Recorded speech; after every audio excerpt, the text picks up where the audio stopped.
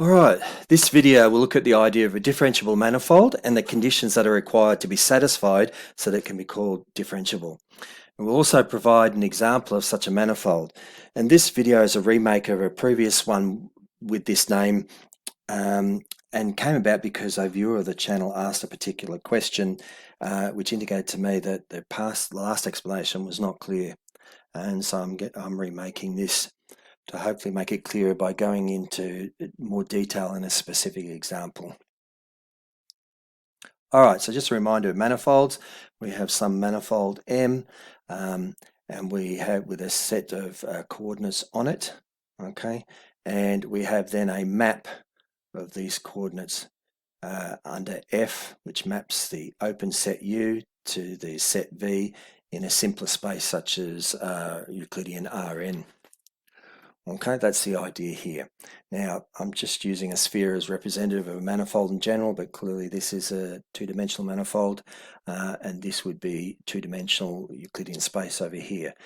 But just let the sphere just be representative of manifolds in general, and this be Rn in general. Now, they don't have to be the same dimension, they can differ. And the mapping which takes coordinates, which takes the open set U, point P is contained in an open set U here, okay, to the set V over here in this simpler space Rn is called a chart or a coordinate system. Okay, all of the stuff about manifolds is in the videos prior to this, so please have a look at that. I don't want to dwell on that here. But the image of the point P with coordinates x1, xn belongs to U with coordinates xn is the point F of P belongs to Rn and is called the coordinates of P in the chart.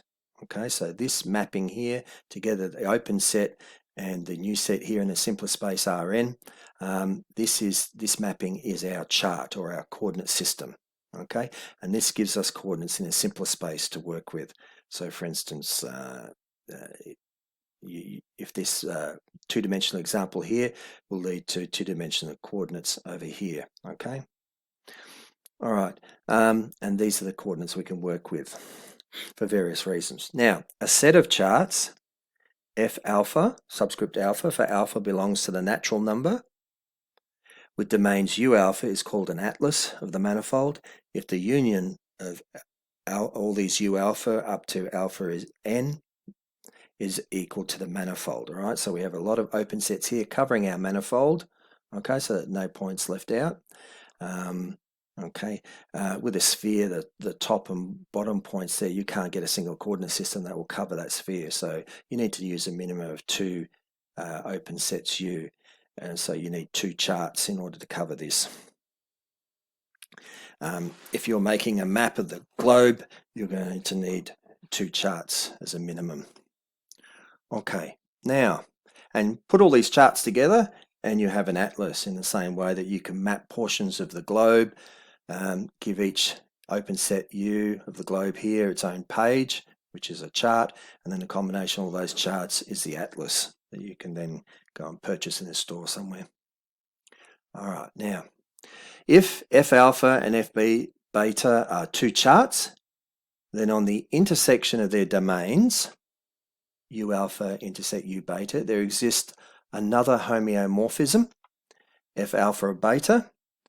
Okay, that maps F alpha, the intersection there, evaluated on the intersection, to F beta, evaluated on the intersection, where F alpha beta is F beta composed of F alpha inverse.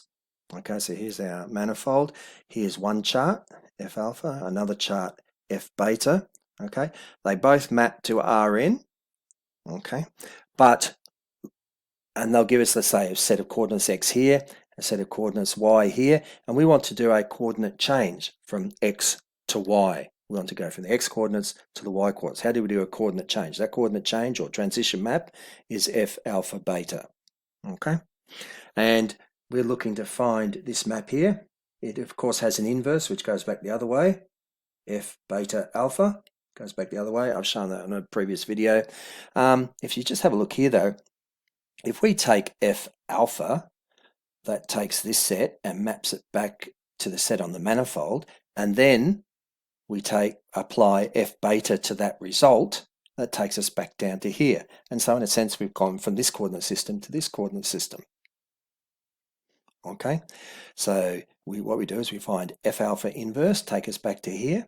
And because there's overlap, there's intersection between the two, we can then map this green part using F beta down to here. And that's the same, that's given us our coordinate change from V alpha to V beta. Okay, that's gone in this direction from left to right here, V alpha to V beta. And we're going to look at an example in this video and spend a bit of time on that and just go through the details.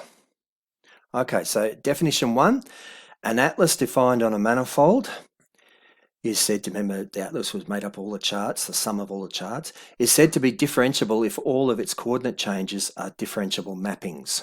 Remember those coordinate changes from the set x to the set y, so V alpha to V beta. So if those maps are differentiable, okay, their coordinate changes are differentiable mappings. Now by differentiable we mean that the derivatives of all orders exist, so up to class C infinity, so it's infinitely many times differentiable, and they're continuous on Rn. Okay, to be differentiable you need them to be smooth as well.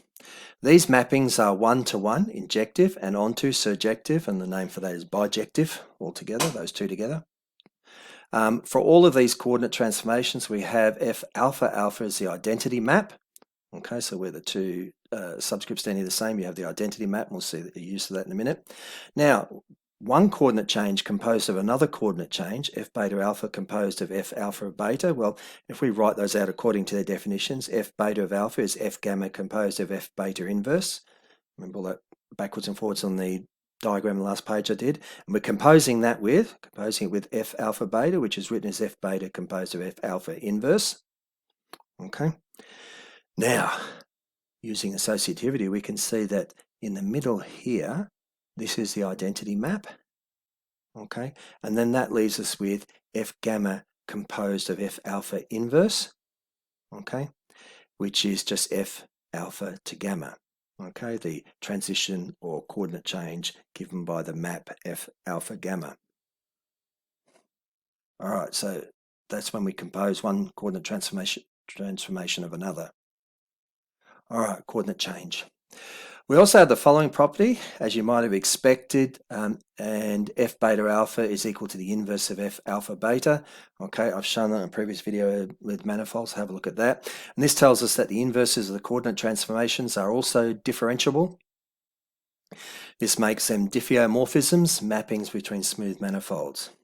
All right, now we come down to definition 2. Okay, now a maximal differentiable atlas, okay, on a topological manifold. See the sections on manifolds where I touch on topology, but not greatly, is a differentiable structure. So a maximal differentiable atlas is a differentiable structure on a topological manifold.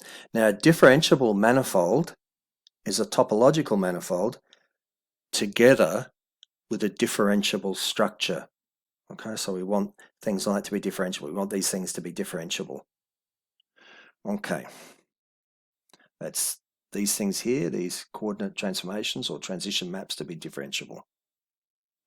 All right, to look at all of this together in detail, let's take the unit circle, S1, S0 is a point, S2 is the sphere we've seen.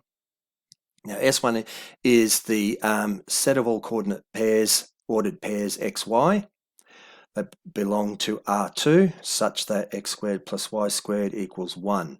Okay, so the unit circle. Now, we're going to take that as our manifold and we're going to cover with 4 charts as shown below. Okay, first chart, F alpha in red here is the top half of the semicircle here. That's the top half of the circle. It covers that. That's our set U alpha, which I'll show shortly. Our second chart will be the bottom half of the semicircle. Okay, notice the point x equals 1 and x equals minus 1 on the left here and x equals plus 1 are not included. Remember, these are open sets. The U alpha and U beta are open sets. I'll show a diagram of that shortly. I've got x coordinate axis here and this should be y coordinate axis up here. I don't know why it's missing. 2 other charts. We have F gamma, which is the right hand part of the semicircle. Okay, the right hand half of the semicircle here, this part here. Okay, again, y equals -1 and y equals +1 are not included. It is an open set. The endpoints are not included.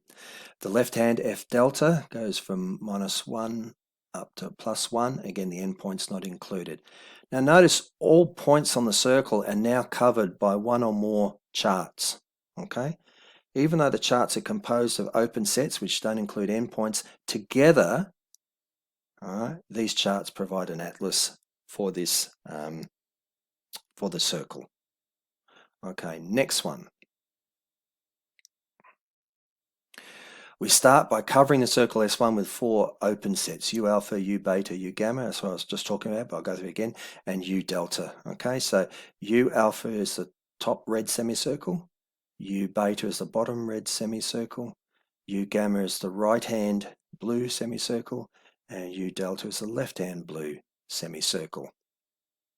Okay, from the point of view of topology, a small part of a circle is the same as a small part of a straight line. The fact that there's curvature, bend in it makes no difference. The two things topologically are the same.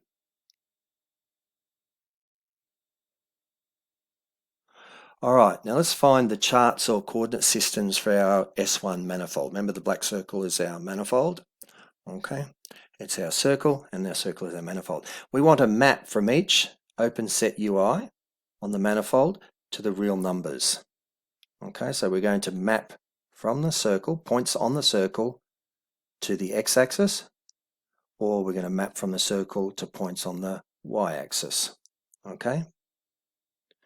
Now, any point on the top half of the circle, the upper red part, can be described uniquely by its x-coordinate. And that x-coordinate will range from -1 to +1, but not including -1 and not including +1. Remember, it's an open set U. Okay, so the open set U -1 to 1, -1 to 1 can be mapped to the x-axis. So we can project points on this part of the circle onto the x-coordinate by a continuous map or homeomorphism onto the open interval -1 to 1 of the x-axis. Okay, that's what we're doing there. Notice the endpoints -1 and +1 are not included. So we can map any point on that red semicircle there to a unique x value on the x-axis. Okay, with the bottom red semicircle, again, same thing. Okay, any point on that bottom red circle can be, semicircle, sorry, can be mapped to a unique x value here on the x-axis. All right, we can do the same thing with the blue. I'll be getting to that next slides on, but same with the blue semicircles here. Any point there on the circle can be mapped to a point on the y-axis. Okay, so any ordered pair on the circle, x, y, pick a point, x coordinate, y coordinate, that's the point. It has 2 coordinates to specify the point on the circle. It can be mapped to a single value on the y-axis. That's what the blue coordinate charts are doing. Okay, now the same is true for the lower part of the red circle. These two mappings are our first 2 charts. So a point xy on the circle, f alpha maps to a unique x value. And a point xy on the lower red semicircle under the chart or mapping f subscript beta maps that to a unique x value. We repeat this process for the 2 blue parts of the circle to produce 2 more charts. Okay, right hand blue semicircle, f gamma takes a point on the circle xy, any single point on that black circle the xy, and maps it to a unique y value.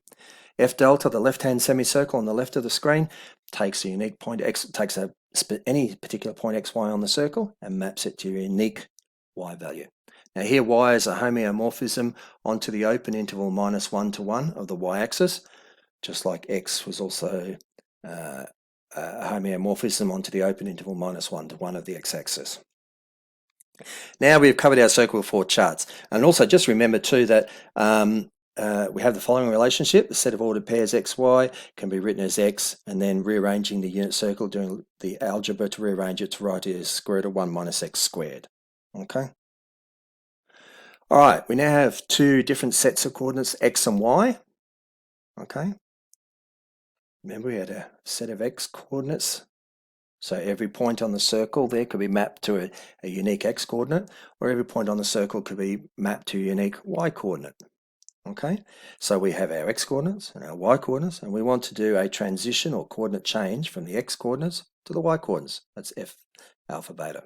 Okay, and we'd like to find a coordinate transformation between these two, f alpha beta. Okay, so this is a picture of a diagram. Here's our manifold. Here's our two overlap, our manifold being the circle, S1, and here's our two overlapping circles, U alpha, U beta, two overlapping open sets. My apologies, open sets, not circles, open sets. Okay, there's overlap. Okay, and we'll see that occurs in the first quadrant. Okay, and then we can do a coordinate change from the x coordinates to the y coordinates. Okay, if you think about that, if we take the inverse f alpha, we take the x coordinate, and under the inverse f alpha inverse, we map it back to the manifold, and then from the manifold we apply the other map, f beta, that will take it down to the y-axis. And then we've completed our coordinate change from the x-axis to the y-axis, from the x set of coordinates to the y set of coordinates. So as an example to see how this works, we seek the coordinate change given by f alpha gamma for our circle, which is equal to f gamma composed of f alpha inverse. Okay, hope that's clear. All right, to do this, we limit ourselves to the intersection of u alpha intersection u gamma. Okay, now u alpha intersection u gamma lies in the first quadrant. That's where the red upper semicircle overlaps the right-hand blue semicircle. They overlap only in the first quadrant. Okay, the two charts here are f alpha the red one, f gamma the blue one. Okay, and they map this part of the circle to the open interval 0, 1 on each axis. So a point on the circle here under the red mapping f alpha, okay, takes a point on the circle and maps it to the x-axis, to a unique value on the x-axis between 0 and 1. Endpoints not included, 0 and 1 not included. Okay, and the blue mapping f gamma takes a point on the circle, all right, and maps it to a unique value on the y-axis here. Okay, that's what our charts are doing. Mapping from the manifold to a simpler space, Rn, in this case R1, one-dimensional real number line. Okay, so let x equals n. So on this open interval here, just pick a value, a particular value of x, just call it n. So it's a number on the x-axis interval here, the red one. Then the inverse, f alpha inverse of x, maps that back to the circle. Remember, f alpha took it from the circle to the x-axis. F alpha inverse will take it from the x-axis back to the circle. Okay? It takes us from this number n on the x-axis back to a point on the circle, xy equals n square root 1 minus n squared. Okay? Remember, because the point on the circle needs two coordinates to specify it. It needs an x coordinate and a y coordinate. All right? Now, then we will apply f gamma to this result, and f gamma will take us from that point on the circle here, and it will take us over to a unique point on the y-axis. Okay, so this takes us to the y-axis, and this means that we've done a coordinate change from the x coordinates to the y coordinate. Okay, from a point on the x-axis to a point on the y-axis. Okay, a coordinate change. All right, so our transition map or coordinate change from the x-coordinate to the y-coordinate. In higher dimensions, this would be more than one, but we're using a simple example to get the idea across. I mean, our map could be from a two-dimensional sphere down to another two-dimensional object. It doesn't matter, but there's just different ways, different things we can do, just depending on what we want. But this is a good simple example. So two-dimensional manifold down to a one-dimensional space. Okay, so our transition map or coordinate change from the x-coordinate to the y-coordinate is given by f alpha gamma. Is f gamma composed of f alpha inverse for x equals n. So we're taking that x equals n, that point on the x-axis, n. We substitute that into f alpha inverse. We place that in the inverse map. Okay, and when we compose these two, that's f gamma, a value of f alpha inverse of n. Okay, we placing one function inside the other, hence the composition. Okay, f alpha of inverse takes us from the point x equals n on the x-axis to a point on the circle, n square root 1 minus n squared, and then we're going to evaluate this ordered pair here, x, y, under the map f gamma. So f gamma of xy, remember by definition earlier it was y, a point on the y-axis, okay, which can be rewritten as, in our case here for x equals n, can be written as square root of 1 minus n squared. So what's happened in summary is we've gone from a point on the x-axis back to the circle, and then we've applied f gamma to take us from that point on the circle over to the unique value on the y-axis. Okay, so f alpha inverse took us from the point x equals n on the x-axis, took us back to the circle. We then evaluated that point xy, which is n square root 1 minus n squared, with f gamma. That mapping takes us to the y-axis. And so what we've done is a coordinate change from the x coordinates round to the y coordinates, and that coordinate change or transition map is f alpha gamma. So in general we have f alpha gamma equals f gamma composed of f alpha inverse, which is equal to y, which is equal to square root of 1 minus x squared. And that prompted the question by a viewer on this channel, which is why the remake of this video became necessary when I looked at the person's question. It needed more explanation of all of this. Okay, so here we are now, back to our circle and our charts. On U alpha intersection U gamma, which is this first quadrant here, F alpha gamma is F gamma composed of F alpha inverse. Okay, so we're taking a point on the x-axis here, applying the inverse to bring us back to the corresponding point on the circle, and then we apply f gamma to take us from that point on the circle over to the y-axis. Okay, when we do that, we get this equal to y, which is from the unit circle x squared plus y squared equals 1. We do a bit of algebra, and y is equal to square root of 1 minus x squared. This is clearly infinitely differentiable. You can differentiate this as many times as you want, so it is a differentiable structure. Okay, it is definitely a differentiable structure. You can clearly differentiate that as many times as you want.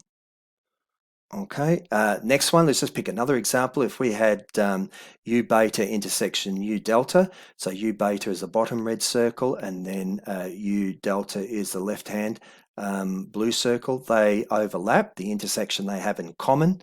If there were no intersection, this map wouldn't be viable, obviously. So we have the we have the third quadrant here, that happens in the third quadrant. Okay, so and what we do is f beta delta is f delta composed of f beta inverse. Okay, so f beta inverse would take a point on the x-axis here, negative part here, map it to the circle, and then f delta takes it from that point on the circle and maps over to the y-axis here, which is going to be a negative. See how it's in the negative y-axis region. Okay, so that gives the coordinate change minus the square root of 1 minus x squared, because it's minus y, and y can be written as square root of 1 minus x squared.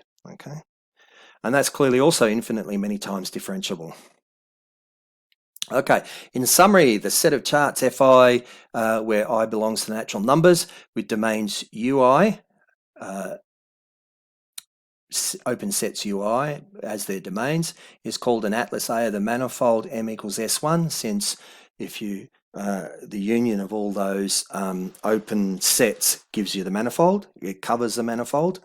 For I belong to natural numbers, so n is 4. The natural numbers are 4 of them. And as has been shown, this atlas A is also infinitely many times differentiable. So in short, this manifold, the atlas is many times differentiable, as I was just trying to show you there, because I didn't do the other two, but there's 4 such calculations. In short, this manifold M equals S1 is a differentiable manifold, since by definition 2 it has a differential structure on a topological manifold. Okay, that's it.